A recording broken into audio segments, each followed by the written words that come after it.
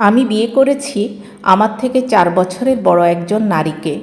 যাকে আমি বিয়ে করেছিলাম তার সাথে আমার সম্পর্ক ছিল মাত্র 7 মাসের। আমার স্ত্রীর আগে একটা বিয়ে হয়েছিল। ভাগ্যক্রমে সেই বিয়েটা টিকেনি।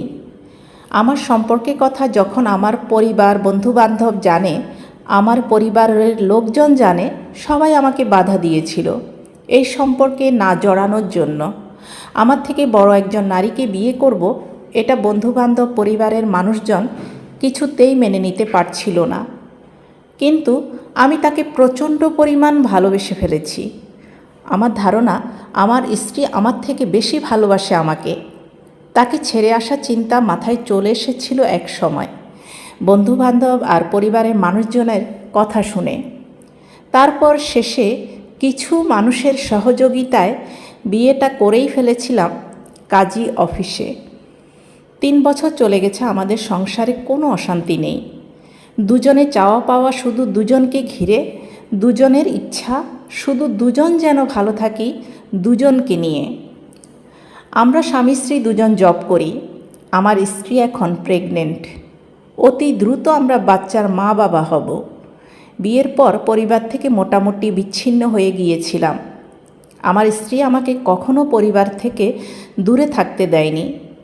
আমার স্ত্রীকে না মানলেও আমার স্ত্রী পরে আমার পরিবারের সব সদস্যদের নিজের পরিবারের মানুষ মনে করা শুরু করেছিল। আমি আমার পরিবারের সাথে দূরত্ব তৈরি করতে চেয়েছিলাম, কিন্তু আমার স্ত্রী তা করতে দেয়নি। ছুটির দিনগুলোতে আমি তার সাথে থাকতে চাইলে সে জোর করে আমার পরিবারের কাছে পাঠিয়ে দেয়।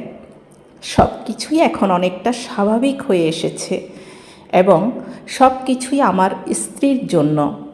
সে প্রেগনেন্ট। আমি আমার সবটুকু দিয়ে তাকে ভালো রাখার চেষ্টা করছি, তাকে সময় দেওয়ার চেষ্টা করছি। কোথাও গেলে দ্রুত বাসায় চলে আসি অসুস্থ মানুষটাকে মানসিকভাবে সুস্থ রাখার জন্য। সে আপাতত জব থেকে দূরে আছে। বাচ্চার জন্য তার বিশাল আয়োজন। সে যা যা করে আমি সব কিছু সাপোর্ট করি। তারপরেও মাঝে মাঝে তার মন খারাপ থাকলে নিজের খুব কষ্ট হয়। শুনেছি এ সময় মেয়েদের খুব মুড সুইং হয়। সে কারণে অকারণে আমার সাথে রাগ অভিমান করে। আমি ব্যাপারটা খুব এনজয় করি। রাত গভীর হয় কিন্তু আমার ঘুম আসে না। আমার স্ত্রীর দিকে ফেল ফেল করে তাকিয়ে থাকি। আমার ভালো লাগে। তখন তার ঘুম ভেঙে যায়। ঘুম ভাঙলে সে আমাকে ডাকবে না, একা একা বসে থাকবে, মন খারাপ করবে। এটা আমার খুব ভালো লাগে না। যেখানে আমার অপরাধ থাকে না সেখানেও আমি আমার অপরাধ স্বীকার করি, যেন সে ক্ষেপে না যায়। মাঝে মাঝে সে আমাকে জোর করে ঝগড়া করায়, আমিও তার সাথে তাল দেই। ভালো লাগে সংসার জীবন, আসলেই সুন্দর। ভালো আছি আমরা, আলহামদুলিল্লাহ।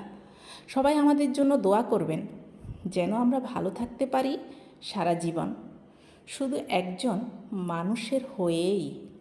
ভালোবাসা যেখানে অন্ধ, সেখানে বয়সের ব্যবধান আর সৌন্দর্যের হিসাব করে কি হবে।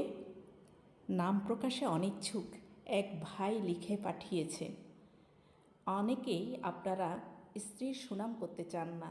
দেখুন এই ভাইটা তার স্ত্রীর সুনাম করে কিভাবে গল্প তৈরি করেছে।